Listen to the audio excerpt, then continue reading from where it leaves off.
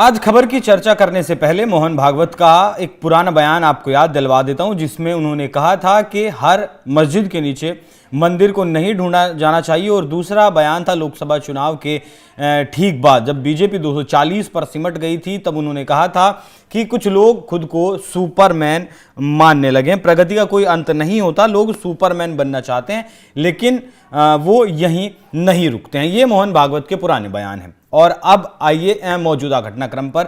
जब पहले नवरात्रि के दिन मोहन भागवत या कहें कि प्रधानमंत्री नरेंद्र मोदी नागपुर पहुंचते हैं, आरएसएस के कार्यालय पहुंचते हैं, हेड गवार जी के यहाँ वो उन्हें श्रद्धांजलि देते हैं और भागवत मोदी की मुलाकात होती है। जिसके बाद बीजेपी और आरएसएस का जो स्टैंड था, हिंदुओं को लेकर जो स्टैंड था, औरंगजेब को लेकर जो स्टैंड था, मुगलों को लेकर जो स्टैंड था, वो बदलता हुआ नजर आ रहा है। देवेंद्र फडणवीस जो पहले चुनाव से पहले, विधानसभा चुनाव के से पहले कहा करते थे कि औरंगजेब की कब्र पर कोई कुत्ता भी मूतने नहीं आएगा, उसके बाद अभी जब 17 मार्च को नागपुर में दंगे भड़के, उससे पहले भी देवेंद्र फडणवीस के द्वारा कहा गया था कि जो भी जरूरी कानूनी कार्रवाई होगी वो की जाएगी। अगर कानून के तहत औरंगजेब की कब्र को ढहाया जा सकता होगा तो ढहाया जाएगा। लेकिन अब देवेंद्र फडणवीस के भी बयान बदल गए हैं और आरएसएस का भी बयान बदल गया। सबसे पहले मैं चाहूंगा आपसे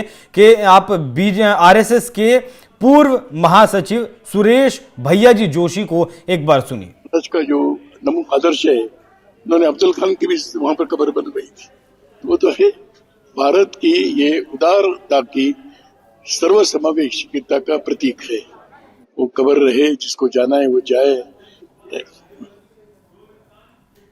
और वैसे अगर उस कब्र पर जाते हैं तो बीजेपी के नेता, कांग्रेस के नेता अगर वहां जाते हैं तो बीजेपी के नेता खूब चिल्लम चिल्ली करते हैं। लेकिन आज ही देवेंद्र फडणवीस ने कहा है कि मुगल बादशाह औरंगजेब की कब्र से कोई छेड़छाड़ नहीं की जाएगी, लेकिन औरंगजेब के गुणगान करने की इजाजत भी किसी को नहीं दी जाएगी। मतलब दोनों बात उन्होंने कह दी। कानून के दायरे से बाहर के जितने ढांचे हैं उसको हटाया जाना चाहिए। उनके इस बयान के बाद हिंदू संगठनों की तरफ से औरंगजेब की कब्र को हटाने को लेकर जो मांग की जा रही थी, उस पर अब कहा जा रहा है कि काफी हद तक लगाम लग सकती है। राज ठाकरे के जो बयान थे वो भी बदल गए हैं। उन्होंने भी कहा कि औरंगजेब की कब्र को लेकर सांप्रदायिक तनाव भड़काने के प्रयासों की निंदा की जानी चाहिए और कहा कि बीजापुर सल्तनत के सेनापति अफजल खान को प्रतापगढ़ किले के पास दफनाया गया था और छत्रपति शिवाजी महाराज की अनुमति के बिना ऐसा नहीं किया जा सकते। तो इन्होंने इतिहास का एक और पन्ना पलट दिया है, जिसमें कहा गया है कि अफजल खान की जो कब्र है वो शिवाजी महाराज ने बनवाई थी।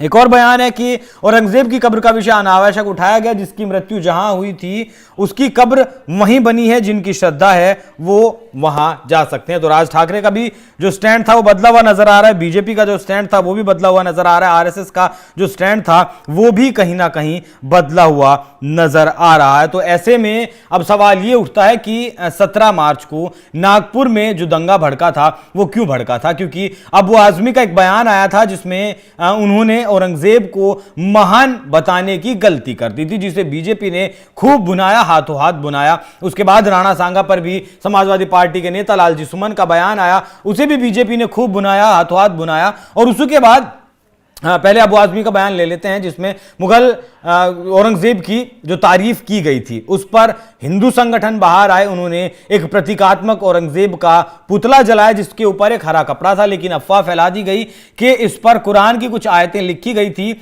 इसकी वजह और ये आयतें जलाई गई हैं, जिसकी वजह से 17 तारीख की रात को दंगा भड़का था नागपुर में। पुलिस प्रशासन को भी घंटों मेहनत करनी पड़ी थी, उसके बाद उस दंगे को काबू पाया गया था। मुस्लिम समुदाय के लोगों ने हिंदू समुदाय के घरों को, दुकानों को टारगेट कर उनमें तोड़फोड़ की गई थी, आगजनी की गई थी, जिसके बाद कई मार्मिक वीडियोस भी निकलकर सामने आई थी कि जो लोग अब तक प्यार से रह रहे थे वो लोग अब चुन चुनकर हिंदुओं की ऐसी जो है बयान आए थे कि अब हमारी दुकानों को, मकानों को वो नुकसान पहुंचा रहे हैं। तो क्या एक तरफ पहले चिंगारी लगा देना हिंदू संगठनों को लगता है कि ठीक है अब सरकार भी साथ है और जो मुगल आक्रांताओं ने इस देश में किया है उस इतिहास को शायद बदलने का अब वक्त आ गया है, या फिर जो मनमर्जी लगातार चल रही थी वो अब ना हो। लेकिन अब मोदी की, प्रधानमंत्री नरेंद्र मोदी की और सरसंघ चालक मोहन भागवत की जो मुलाकात होती है उसके बाद जज्बात बदल जाते हैं, हालात बदल जाते हैं और यहां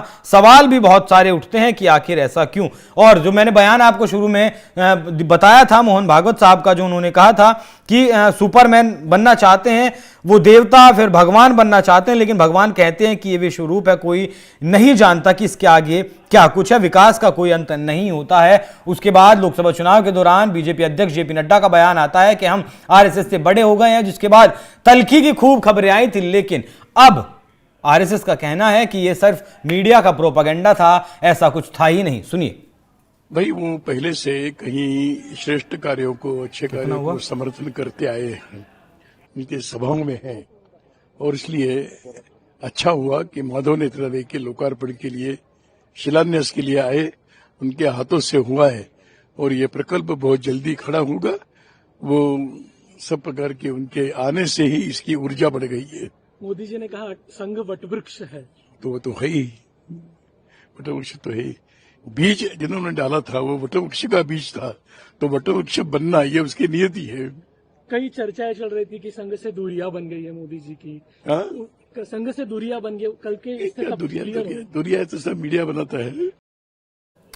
तो पहले जेपी नड्डा बताते हैं कि संगठन से बड़ा हो गया है बीजेपी फिलहाल, और अब प्रधानमंत्री नरेंद्र मोदी आरएसएस को वट वृक्ष बता देते हैं। तो ये जज्बात बदले बदले नजर जो आए हैं, वो आखिर क्यों जज्बात बदले हुए नजर आए कि क्या बीजेपी फिर से सॉफ्ट हिंदुत्व पर आ गई है? जिस बीजेपी को हार्ड हिंदुत्व के लिए जाना जाता था, वो अब सॉफ्ट हिंदुत्व पर आ गई है। और क्यों आई है, क्या इसके पीछे भी कोई डील हुई है? क्योंकि ऐसा कहा जा रहा है कि 18 अप्रैल तक बीजेपी को नया अध्यक्ष मिल जाएगा, लेकिन अब तक जो जेपी नड्डा साहब का कार्यकाल कई बार बढ़ाया गया है, वो इसीलिए बढ़ाया गया कि किसी भी नाम पर, किसी एक नाम पर आरएसएस और बीजेपी की सहमति नहीं बन पा रही। लेकिन क्या अब जो ये स्ट्रेटजी बदली है, उससे क्या वो नाम समझ में आ गया है? क्या किसी नाम पर दोनों की सहमति बन गई है और आने वाले वक्त के लिए, या फिर कहीं के 2029 के लिए अब बैटिंग शुरू होगी? 2029 के लिए अब एक अलग तरीके से पिच सेट की जाएगी। क्या कुछ होगा 2029 के लिए, तो अभी